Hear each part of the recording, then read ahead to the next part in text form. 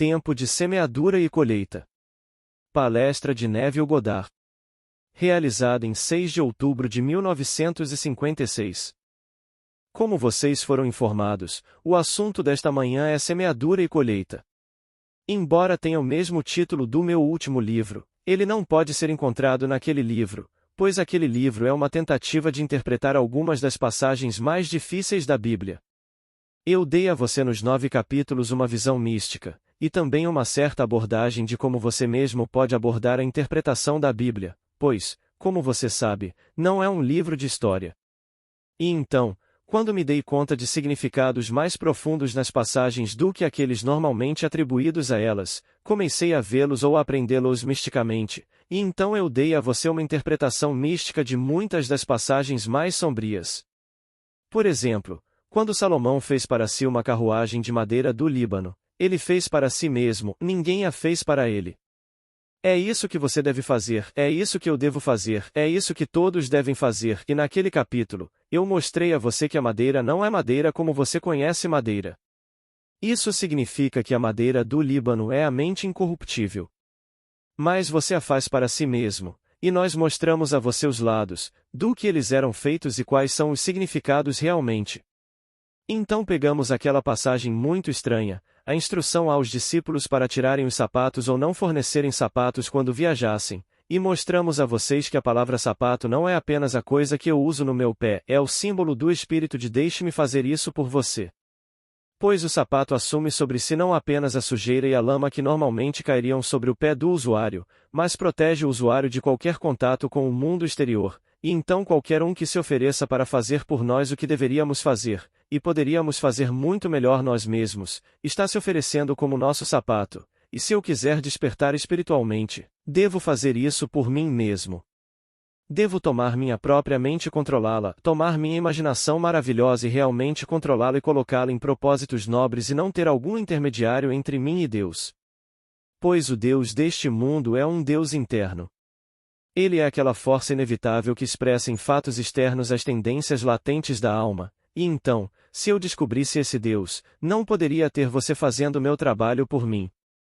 Não poderia ter você comendo meu alimento espiritual e esperar crescer espiritualmente.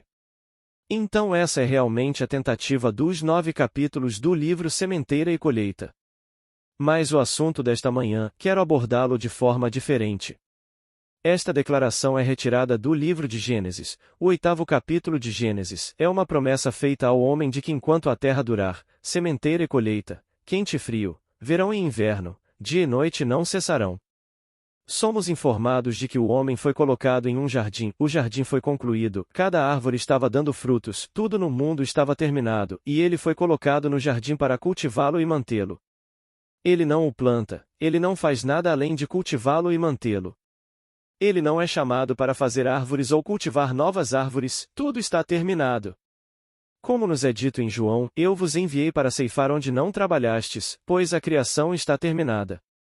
Todo drama humano concebível, todo pequeno enredo, todo pequeno plano no drama da vida já está elaborado, como meras possibilidades enquanto não estamos neles, mas são avassaladoramente reais quando estamos neles. Então o homem pode entrar em contato com aquele estado particular de sua escolha, pois minha imaginação pode me colocar em contato interiormente com o estado desejado, então eu e nele. Se eu estiver nele, eu o realizarei em meu mundo. Os estados em que nos encontramos são o tempo da semente. A colheita é simplesmente o encontro de eventos e circunstâncias da vida. Mas a memória do homem é tão curta que ele esquece a época da semeadura, mas todos os fins correm fiéis às origens, então se a origem, digamos, é infortúnio, o fim será infortúnio. Mas quando você colhe infortúnio, você se pergunta: por que isso deveria acontecer comigo? Quando eu coloquei uma coisa dessas em movimento? Eu não dei aos pobres. Eu não compareci ao serviço. Eu não orei diariamente, e por que essas coisas deveriam acontecer? Mas você vê que meu Deus nunca esquece porque Ele sempre dá o fim em harmonia com a origem, e você e eu somos selecionadores, nós não fazemos, nós não somos criadores, a criação está terminada, todo o vasto mundo da criação, como nos disse em Eclesiastes, eu sou o começo e o fim. Não há nada por vir que não tenha sido e seja. Então olhe para a criação como terminada, e você e eu somos apenas selecionadores daquilo que é. Por selecionadores, quero dizer que você e eu temos o privilégio, podemos não exercê-lo, mas é nosso privilégio selecionar aquele aspecto da realidade ao qual responderemos, e ao responder a ele, trazemos isso à existência para nós mesmos. Sem saber que somos tão privilegiados, simplesmente passamos pelo mundo refletindo as circunstâncias da vida, sem perceber que temos o poder de criar ou retratar as circunstâncias da vida. Então, vamos analisar o que eu pessoalmente quero dizer com tempo de semeadura. Se tudo está terminado e completado, então por que a promessa de que haverá tempo de semeadura e colheita enquanto a terra permanecer? Agora, tempo de semeadura, para aqueles que estão aqui esta manhã, como realmente deveríamos saber, não estamos levando isso ao pé da letra. Nosso tempo de semeadura é aquele momento no tempo em que você e eu reagimos a qualquer coisa neste mundo. Pode ser a um objeto, pode ser a um indivíduo, pode ser a uma notícia que ouvimos, mas o momento da reação, essa resposta emocional, é nossa atitude. Nossas atitudes são os tempos de semeadura da vida, e embora possamos não nos lembrar do tempo de semeadura ou do momento da resposta, a natureza nunca esquece, e quando de repente aparece em nosso mundo, essa rapidez é apenas o surgimento de uma continuidade oculta. Foi contínuo desde o momento da reação até aparecer no mundo. Sua aparição no mundo é uma colheita, então você e eu podemos colher qualquer coisa que desejamos, mas primeiro precisamos ter um tempo de semeadura. Deve ser precedido por um momento de resposta ou uma atitude. Quantas vezes você diz: eu abordei isso com a atitude errada, ou ele está com a atitude errada, ou você deve mudar sua atitude se quiser progredir nesta vida. Eu disse isso, você disse isso, talvez tenhamos dito isso um ao outro, mas sabemos a importância da atitude correta. Sabemos disso, que posso mudar minha atitude se as circunstâncias mudarem, isso é automático. Sabemos que se algo acontecer de repente em meu mundo, do qual até aquele momento eu não estava ciente, eu, tornando-me ciente de uma mudança de circunstância, automaticamente produziria em mim uma mudança de atitude. Todos nós fazemos isso, de manhã, ao meio-dia e à noite, mas isso não é importante, isso é um reflexo da vida. 99% do mundo refletem a vida. Agora, posso conscientemente, posso voluntariamente, posso deliberadamente produzir em mim uma mudança de atitude, uma de minha própria descrição, uma que eu mesmo destaque, e não uma que seja determinada por ou de alguma forma dependente de um estímulo de uma mudança no objeto em si. Você deve mudar antes que eu mude minha atitude em relação a você? Sabemos que se você mudar, mudarei minha atitude em relação a você, mas devo passar pela vida simplesmente refletindo essas mudanças nos objetos, e não posso determinar deliberadamente a mudança antes da mudança no objeto? Pois se eu puder, estou caminhando em direção ao controle completo do meu destino e me tornando o mestre do meu destino se eu puder assumir uma atitude ativa e positiva e não depender de mudanças no objeto para mudanças em mim mesmo. Se eu puder fazer isso, eu realmente sou, se não um mestre completo, estou me tornando mais no controle das circunstâncias da vida, mas 99% do mundo espera que as coisas aconteçam do lado de fora e então elas refletem, e isso não é nenhuma realização. Se nós despertássemos e nos tornássemos verdadeiros seletores da beleza deste jardim que Deus nos deu para que pudéssemos destacar aquele aspecto particular ao qual responderemos, então faremos isso mudando deliberadamente nossa atitude em relação à própria vida. Há uma pequena fábula que nos foi dada para nos mostrar como isso é feito. Se você estudar a fábula cuidadosamente, verá a importância da imaginação. A fábula é a fábula da raposa e das uvas. Todos vocês a conhecem. Quando ele falhou em obter as uvas, então ele se convenceu de que as uvas estavam azedas, e ao imaginar que as uvas estavam azedas, ele evocou em si mesmo uma mudança de atitude. Ele não sentia mais sobre as uvas como antes. Agora, essa é uma pequena fábula em um tom negativo ou trágico. Você e eu pegamos a mesma história, mas agora colocamos em um tom positivo. Contemplamos nosso sonho ambicioso, nosso nobre conceito de vida. Pode parecer que não temos os talentos para realizá-lo, em vez de dizer o que a raposa disse, que a coisa está além de nós, portanto, é azeda de qualquer maneira, podemos usar a mesma técnica e imaginar como seria se tivéssemos percebido. Como seria o sentimento se nós o nomeamos, se eu puder contemplar como seria o sentimento se eu fosse o homem que eu quero ser, se você fosse a pessoa que você quer ser, e me alegrar nesse estado como se fosse verdade, estou produzindo em mim aquela resposta emocional necessária para a semeadura.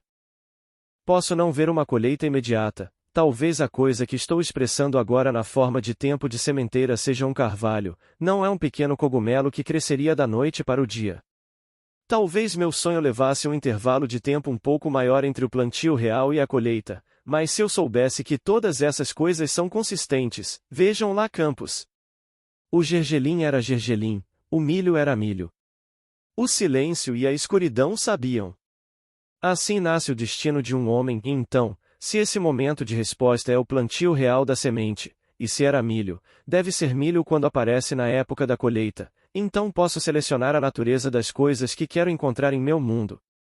Posso não apenas considerar Neville como um homem, posso considerar primeiro o pedido do meu círculo íntimo, como um homem de família, os desejos da minha esposa para seu filho, para seu marido, para si mesma, o desejo da criança para si mesma, e ir além do meu pequeno círculo como um homem de família para o círculo de amizades, ir além disso para meus conhecidos, ir além disso para estranhos totais, estados impessoais, mas se eu sei que a lei é válida, não importa quando eu a opero, se eu faço isso inconsciente ou conscientemente, você obtém resultados independentemente, e os resultados estão em harmonia com o plantio, com o tempo real da semeadura.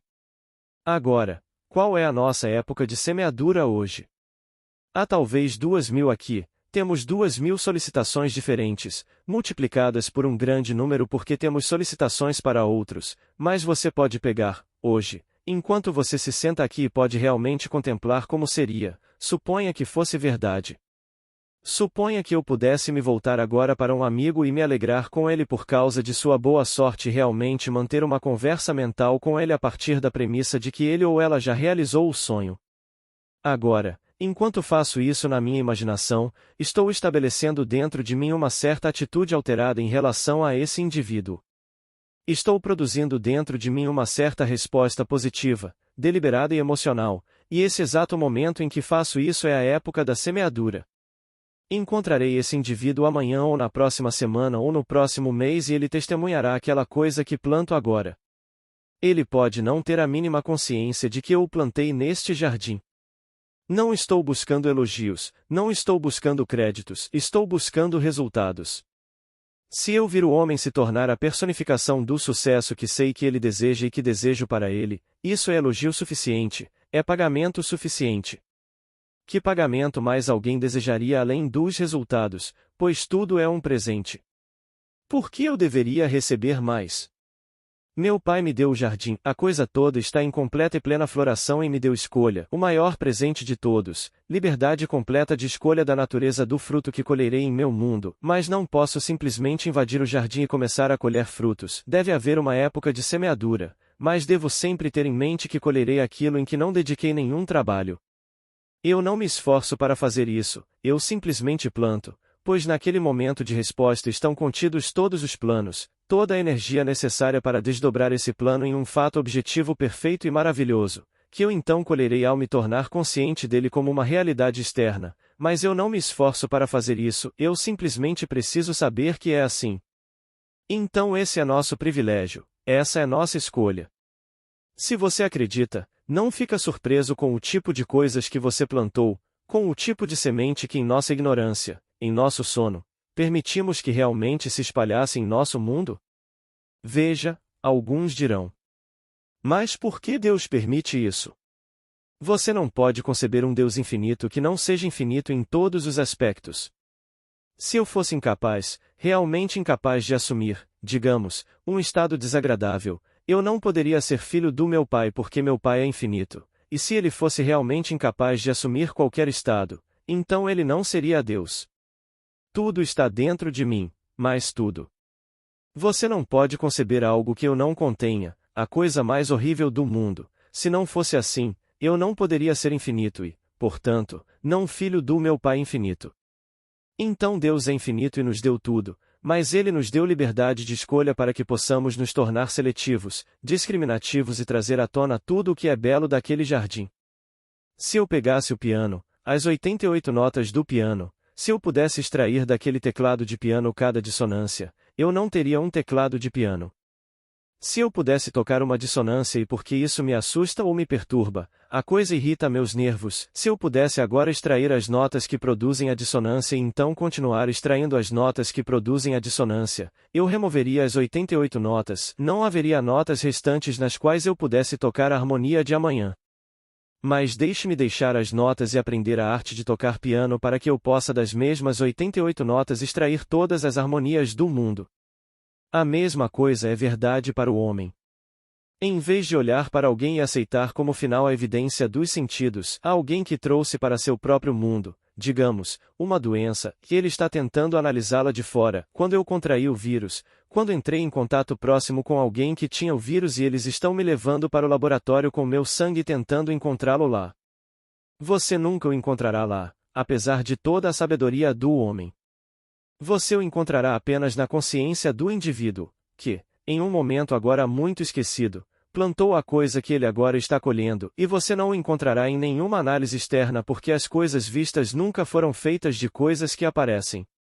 Você é avisado repetidamente em todos os livros da Bíblia, mas especialmente naquele 11º capítulo do livro de Hebreus, que as coisas vistas não foram feitas de coisas que aparecem, mas nenhum homem acredita nisso. Ele insiste em encontrá-lo em coisas vistas, então ele extrai meu sangue, ele extrai um pedacinho da minha pele, e ele começa a fazer uma análise disso, e ele me dirá sim, ele o encontrou. E está no meu sangue. Eu não estou negando que ele o encontrou no meu sangue, mas por que está no meu sangue? Está no meu sangue ou no meu corpo, ou no meu mundo porque em algum momento no tempo, eu, exercendo o direito como um filho livre de Deus, destaquei algum estado desagradável em relação a outro.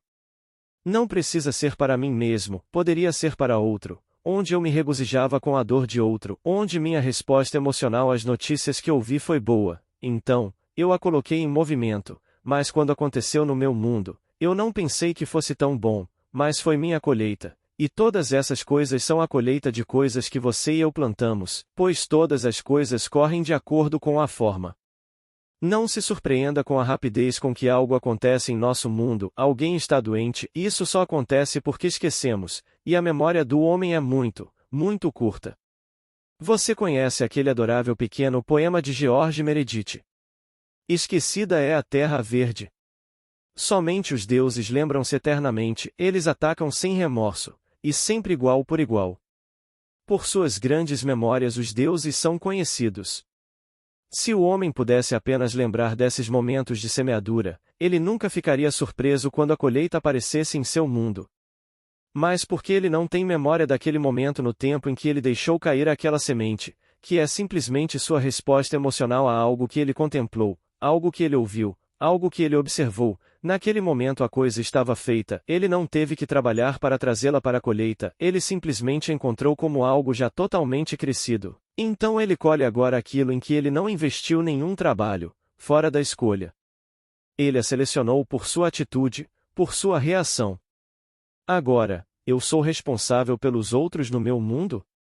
Eu certamente sou. Quando eu pego minha pequena mente, minha pequena imaginação e penso que porque é minha, meu pai me deu, que eu posso simplesmente usá-la mal, não vai machucar ninguém.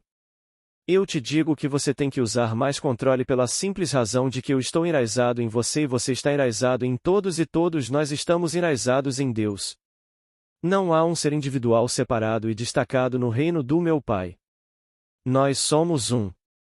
Eu sou completamente responsável pelo uso ou uso indevido da minha imaginação. Você se lembra de ter visto na TV uma versão dramatizada do naufrágio do Titanic? Você se lembra? Você leu o livro Uma Noite para Lembrar? Bem, o livro em si é de Walter Lord, mas 14 anos antes da colheita real ou daquele evento assustador do naufrágio do Titanic, um homem na Inglaterra escreveu um livro. Ele concebeu este fabuloso transatlântico e lá ele o construiu exatamente como o Titanic, só que o Titanic não foi construído por 14 anos, mas ele, em sua imaginação, concebeu o transatlântico de 800 pés. Ele era triplo parafuso, transportava 3.000 passageiros, transportava poucos botes salva-vidas porque era inafundável, ele podia fazer 24 nós, e então uma noite ele o encheu até a borda com pessoas ricas e complacentes, e em uma noite fria de inverno ele o afundou em um iceberg no Atlântico. 14 anos depois, a White Star Line constrói um navio. Ela tem 800 pés, é um parafuso triplo, pode fazer 24 nós, pode transportar 3.000 passageiros, não tem botes salva-vidas suficientes para passageiros, mas também é rotulada como inafundável. Ela está lotada com os ricos, se não complacentes, mas os ricos, porque sua lista de passageiros valia naquela época, quando o dólar era 100 centavos, 250 milhões de dólares era o valor da lista de passageiros. Hoje seria $1 bilhão. Toda a riqueza da Europa e a riqueza deste país estavam navegando naquela viagem inaugural saindo de Southampton. 5 noites no mar neste navio maravilhoso e glorioso e ela afundou em uma noite fria de abril em um iceberg. Agora, aquele homem escreveu um livro ou para desabafar porque não gostava dos ricos e dos complacentes, ou ele pensou que poderia vender ou ele pensou que esse era o meio de lhe render $1 como escritor. Mas, qualquer que tenha sido o motivo por trás de seu livro que, a propósito, ele chamou de futilidade para mostrar a total futilidade da riqueza acumulada, mas o navio idêntico foi construído 14 anos depois e transportou o mesmo tipo de lista de passageiros e afundou da mesma maneira que o navio fictício. Existe alguma ficção? Não existe ficção. O mundo de amanhã é a ficção de hoje. O mundo de hoje era a ficção de ontem, os sonhos dos homens de ontem. Não seria maravilhoso se eu pudesse falar com alguém através do espaço e apenas usar um fio? E eu não poderia ver aquele, estaria a 1 milha de distância além do alcance da minha voz, então talvez 5 milhas e talvez 1.000 milhas, sonhos fantásticos, então eles se tornariam realidade. Quando se tornassem realidade, suponha que eu pudesse fazê-lo sem os meios de um fio. E se tornasse realidade, suponha que agora eu pudesse fazê-lo não apenas em um sentido de áudio, mas em um sentido de vídeo. Suponha que eu pudesse ser visto? E isso se tornasse realidade, mas quando eles foram concebidos, eles eram todos fictícios, todos irreais. Não há nada irreal, porque Deus é infinito, e Deus terminou a criação. Você não pode conceber algo que seu pai não apenas fez e concebeu, mas que foi elaborado em detalhes, em todas as suas ramificações. Você e eu estamos apenas nos tornando conscientes de porções crescentes daquilo que já é. Não estamos fazendo nada, estamos descobrindo o mundo maravilhoso de Deus.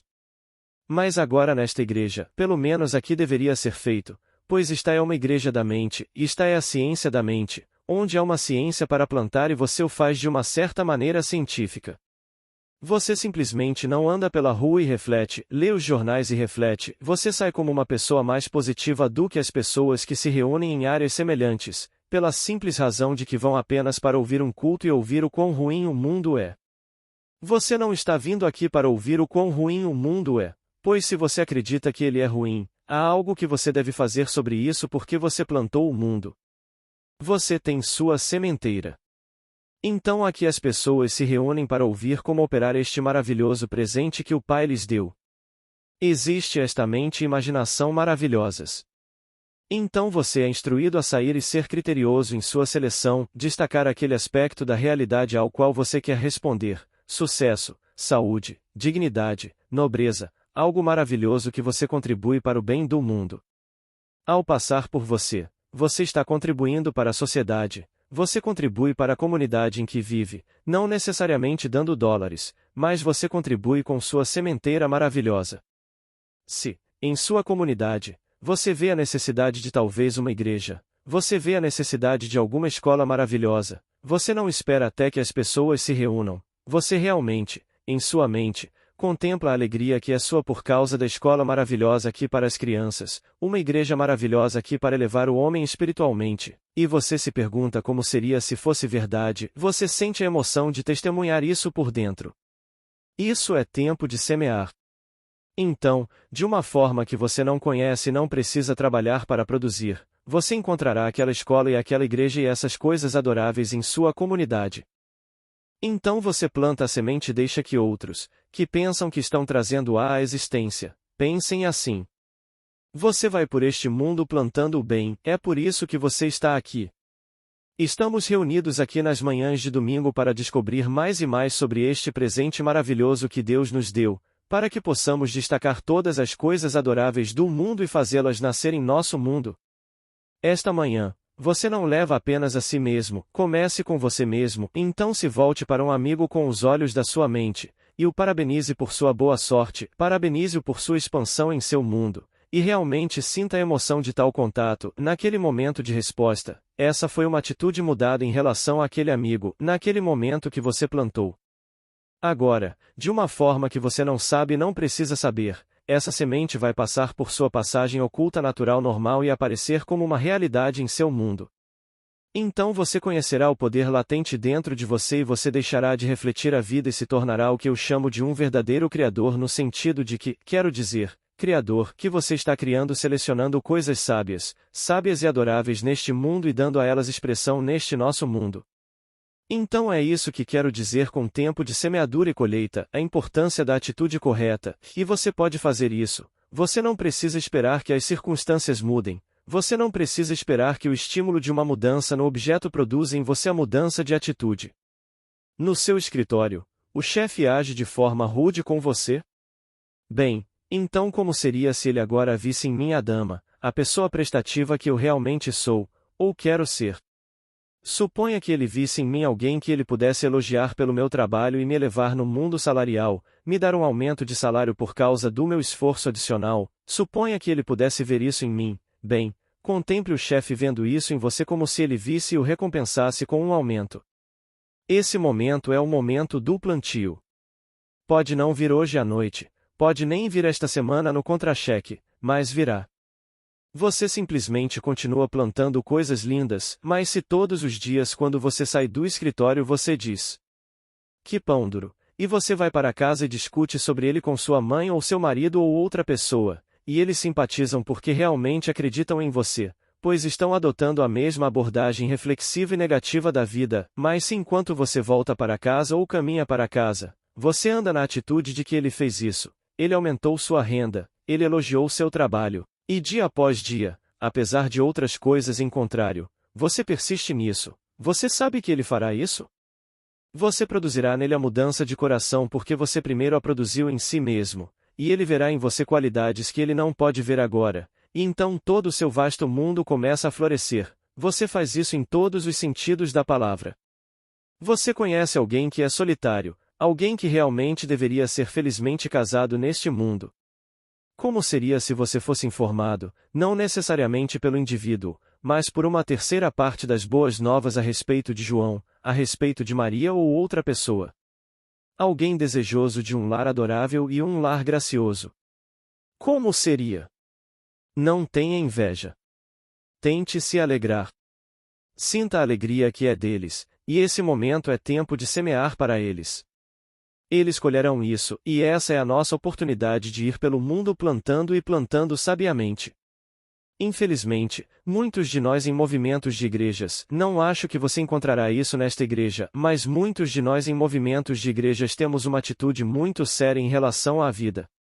E, claro, a atitude básica é a atitude em relação à vida, não necessariamente a atitude individual em relação a um objeto ou a um indivíduo, mas a atitude em si que o indivíduo adota pela vida, em relação à vida, e eles têm uma atitude muito séria.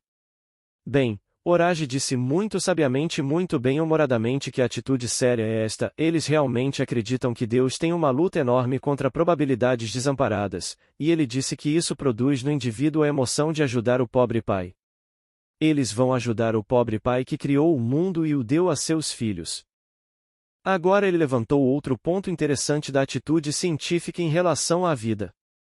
Tendo descoberto a pequena molécula ou o pequeno átomo e a construção maravilhosa, isto é, teoricamente, tendo descoberto essa construção maravilhosa e ordenada dos tijolos que compõem o mundo, sua atitude é de insignificância ordenada porque eles acreditam que o mundo está gradualmente se queimando, então não importa quão ordenado ele seja, se eles realmente acreditam que o sol acabará se apagando e a terra consumirá todos os seus recursos, que outra atitude eles poderiam adotar do que todos?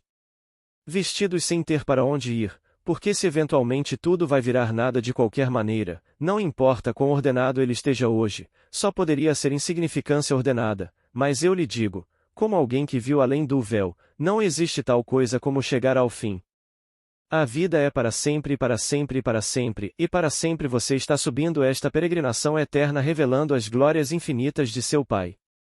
Então saia sabiamente hoje, saia determinado a se tornar mais seletivo, mais discreto em sua escolha de ideias que você entreterá e destacará a ideia que abençoaria um indivíduo e produziria em si mesmo a resposta emocional que você testemunhou naquele estado em seu mundo, e saiba naquele momento de resposta, você plantou para aquele indivíduo, e ele está enraizado em você. Não existe tal coisa como ele não será encontrado em seu mundo porque ele está enraizado em você. Todos estão enraizados em você, portanto, você não os perderá. É plantado em relação àquele ser e aquele ser vai colher, e você saberá da colheita quando ela aparecer em seu mundo. Você simplesmente planta e deixa a colheita cuidar de si mesma. Agora meu tempo acabou. Boa noite. Amigos, quero agradecer o apoio de todos que comentam, curtem e compartilham nossos conteúdos.